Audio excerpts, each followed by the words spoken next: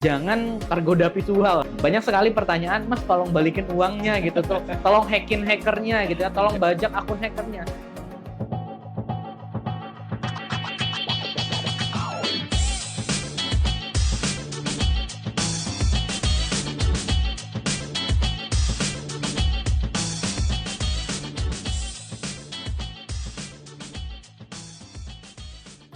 Halo Besti Bulog, seru banget hari ini ketemu lagi bersama saya Chandra dalam pembahasan yang sangat menarik nih Besti Bulog.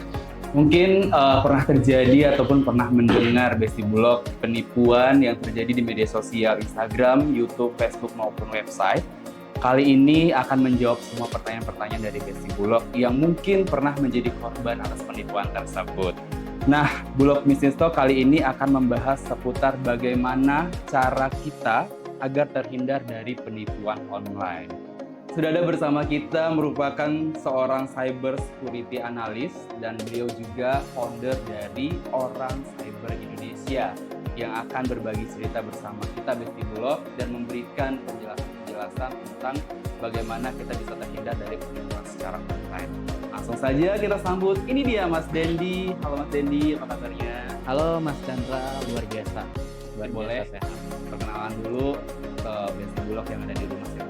Oke, terima kasih buat Bulog Bisnis telah mengundang saya untuk ikut kolaborasi sharing-sharing di sini tentang cyber security. Saya aktif mendirikan komunitas Orang Siber Indonesia. Komunitas Orang Siber Indonesia ini komunitas untuk edukasi pengetahuan, wawasan ke masyarakat umum. Kita bukan perusahaan, kita bukan lembaga, tapi kita komunitas yang siapapun bisa terjun di sini. Orang Siber Indonesia ini kita membawakan visi misi untuk apa? Supaya banyak orang yang teredukasi sehingga korban-korban yang tadi dijelaskan tentang penipuan online, serangan cyber itu bisa menurun ya. Yang terpenting bukan bagaimana cara mengembalikan resiko terdahulu ya atau kerugian terdahulu, tapi supaya tidak banyak orang lagi terkena resiko. Keren banget Mas Dendi, sudah perkenalan dengan masyarakat, dengan Besti Bulog juga punya platform Orang Cyber Indonesia. Nah, berbicara tentang penipuan online, Mas Dendi boleh jelaskan ataupun kasih tips untuk kita semua bagaimana cara memverifikasi sebuah informasi atau penawaran yang kita terima secara online. Baik, terima kasih Mas Chandra. Berbicara tentang penipuan online, banyak sekali penipuan online itu jenisnya. Baik penipuan berbasis email, mungkin ya berbasis email. Kita di ranah ilmu cyber security, karena saya juga trainer ya di cyber security, itu kita sering menyebutnya teknik teknologi yang digunakan itu teknologi atau teknik phishing ya. Misalkan dari Bulog nih contohnya ingin mengajukan kolaborasi kerjasama gitu ya terhadap kita, atau misalkan undangan rekrutmen kerja gitu ya, tapi ternyata emailnya itu bukan email dari Bulog asli, itu berbasis email.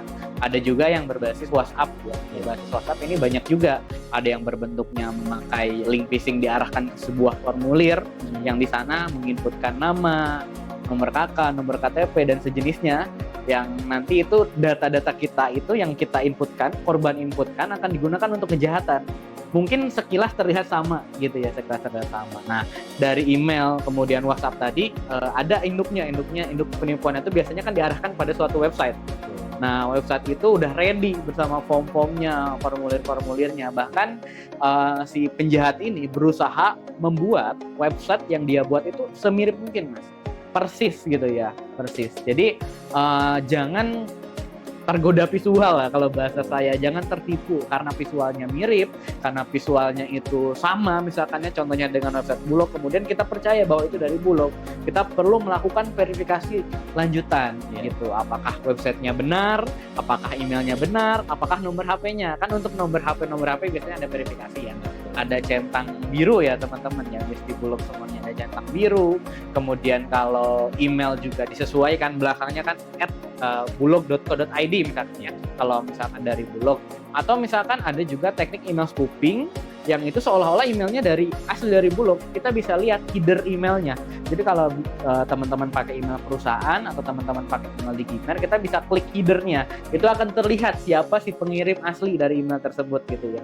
Kan biasanya Bulog 101.com ya, itu penipuan karena Bulog nggak punya website tersebut gitu ya. Tapi banyak banget gak seperti itu. Nah itu 3 tadi website. Nah selanjutnya lewat sosial media.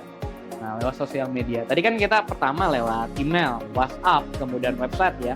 Lewat sosial media. Ujungnya ke website juga sebenarnya. Tapi sosial media ini juga mengimpersonate ya teman-teman, atau meniru ya. Meniru, kalau jurus Naruto yang meniru orang lah ya. Meniru orang supaya seolah-olah saya itu adalah admin Bulog. Nah, seolah-olah saya itu adalah admin Bulog ya.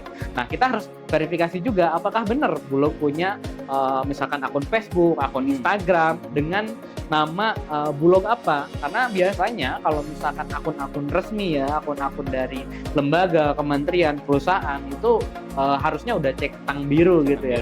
Tapi ada juga, bukan berarti yang belum centang biru itu palsu. Nah, tapi dilihat dulu kredibilitasnya, lihat dulu setiap postingannya, lihat dulu kontaksnya, lihat dulu setiap postingan-postingan dan komentar-komentarnya. Dari situ kita bisa menentukan. Bagaimana nih tipsnya dari Mas Dede sendiri? Apa yang harus dilakukan nih? Misal ada teman kita yang sudah terjadi penipuan di media sosial atau website sendiri, sudah terlanjur transfer, sudah terlanjur ya rugilah ibaratnya secara material, itu bagaimana apa yang harus kita lakukan? Teman-teman misalkan udah transfer sekian uang ya untuk syarat contohnya lowongan kerja, kemungkinan sulit dan bisa dibilang mustahil untuk uang kembali. Ya, karena apa? Karena uang udah ditransfer dan biasanya si penjahat itu menggunakan rekening yang memang dia udah backup. Dia pinjam rekening orang lain, beli rekening dari orang lain, atau misalkan transit ya. Mungkin paham ya prinsip Rekber ya. Iya. Nah, prinsip Rekber kayak gitu. Jadi walaupun misalkan kita nyari-nyari ke bank nama itu kemungkinan akan sulit mendeteksi itu. Nah, kemudian yang paling saya rekomendasikan ya laporkan ke pihak terkait. Pihak terkait di sini ada banyak.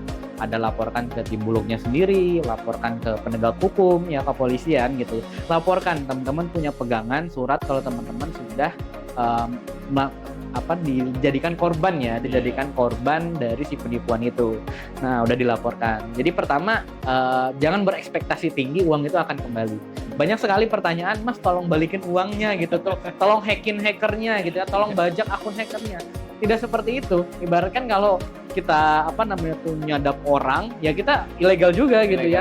Walaupun itu sulit, tapi nggak mustahil banget. Ada kemungkinan bisa. Kalau nyadap orang malah kita yang salah ya Mas ya. Betul, gitu ya. Jadi setelah kejadian itu, pertama ya bukan berharap uangnya kembali, tapi tidak terjadi ke orang terdekat lagi, tidak terjadi ke teman-teman lagi, dan kasusnya cash close. Yang terpenting ya data si penipu ini sudah masuk ke penegak hukum, sudah masuk ke tim Bulog. Nah, selaku korban juga sebenarnya di sini.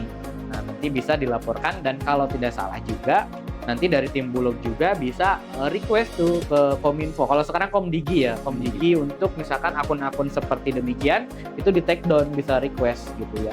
Kalau di Komdigi kan ada lapor konten ya kalau nggak salah. Kemudian di Polri juga ada patroli siber segala macam. Itu sebenarnya masyarakat umum itu bisa, apalagi perusahaan yang memang itu kategorinya BUMN ya, bisa banget buat kolaborasi kerjasama supaya akun-akun palsu tersebut bisa cepat diproses gitu. Dan sekarang ini terjadi di Bulog Mas, akhir-akhir ini. Malah terjadi kasus penipuan melalui sebuah website yang mengatasnamakan Perum Bulog. Korban dari kasus penipuan tersebut sudah banyak atau sudah tersebar di seluruh Indonesia Mas.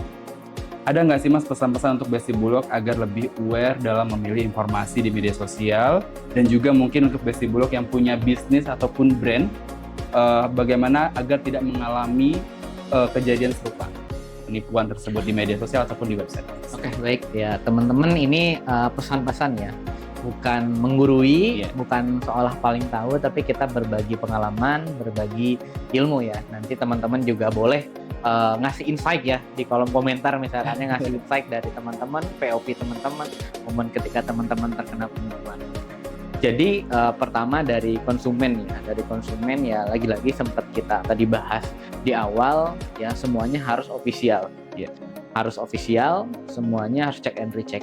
Kalau teman-teman juga bisa menggunakan teknologi misalkan teman-teman saya curiga kalau website ini ada malware-nya. Malware itu aplikasi yang bisa nge-remote tadi HP atau komputer tadi, malware. Nah, malicious software atau aplikasi yang berbahaya, teman-teman bisa cek secara sederhana, masukkan linknya aja di virustotal.com. Di situ masukkan, nanti dia akan nge-scan apakah ada indikasi kejahatan atau indikasi malware dalam website tersebut gitu. Bisa di-scan itu Mas di virustotal.com. Contoh sederhananya. Sebenarnya ada contoh advance lain tapi itu bisa digunakan. Bahkan ada beberapa juga platform untuk ngecek link phishing atau tidak gitu. Link phishing atau tidak. Kemudian itu untuk konsumen. Nah, tadi selebihnya udah kita bahas ya di awal. Nah, selanjutnya untuk brand-brand ya yang kolaborasi bareng Bulog ya. Penting sekali untuk teman-teman menjaga branding ya. Menjaga branding salah satunya adalah ya sekarang apa-apa kan harus terpercaya ya, harus validasi. Nah, teman-teman daftarkan akun teman-teman, request ya ke media sosial supaya dapat centang biru gitu. Betul. Dapat centang biru bukan buat gaya-gayaan, tapi untuk memvalidasi. Jadi nanti ketika ada akun serupa yang impersonate akun bisnis teman-teman, itu akan lebih mudah di take down. Ketika entah itu lewat Komdigi atau kita juga bisa report langsung lewat misalkan kalau Instagram, Facebook, atau WhatsApp kan bisa lewat Meta Group. Nah, bisa lewat Meta kita laporkan, oh kita ternyata udah diketahui Meta, oh ini akun pemilik asli dari bisnis tersebut. Jadi ketika ngelapornya itu akan lebih cepat di take down-nya. Beda kalau akun kita juga belum portofolionya belum baik, bikin sosial medianya itu acak-acakan, websitenya itu asal jadi gitu ya. Itu ya sama tim verifikasi juga akan lebih sulit untuk diverifikasi. Bener sih, untuk masalah media sosial ataupun website ataupun apapun itu kita harus verifikasi ya. Harus verifikasi, nyatakan bahwa itu milik kita. Nyatakan bahwa media sosial itu resmi punya kita. Jadi orang juga bakalan yakin dan percaya bahwa apa yang mau dilakukan, informasi yang diterima dari media sosial tersebut resmi yang kita berikan. Gitu ya Mas ya. Wah, keren banget Besti Bulog. Selesai sudah season kali ini yang sangat menarik dan luar biasa. Narasumber kita Mas Dendi memberikan tips bagaimana kita bisa terhindar dari penipuan online. Terima kasih banyak Mas Dendi Zakurgets. Betul ya, keren banget namanya yang sudah memberikan insight untuk kita semua di season kali ini. Jadi teman-teman Besti Bulog, semoga setelah ini tidak ada lagi yang terkena penipuan online. Nah, Besti Bulog, aku mau ada kuis untuk Besti Bulog semua. Keren banget. Karena kali ini kuisnya akan dapat hadiah yang menarik juga pasti. Sebutkan apa aja outlet penjualan resmi online ataupun offline dari Perum Bulog. Ya, itu pertanyaannya kuisnya. Jadi supaya Besti Bulog lebih aman nih kalau mau belanja produk Bulog. Pastinya Besti Bulog yang jawabannya benar akan mendapatkan souvenir dan produk menarik dari Perum Bulog. Jangan lupa tulis nama Instagram kamu di kolom komentar. Terima kasih telah menonton Bulog Business Talk untuk episode kali ini. Jangan lupa like, komen, dan subscribe untuk akun Bulog Business. Dan stay tune di episode Bulog Business Talk selanjutnya. See you! See you!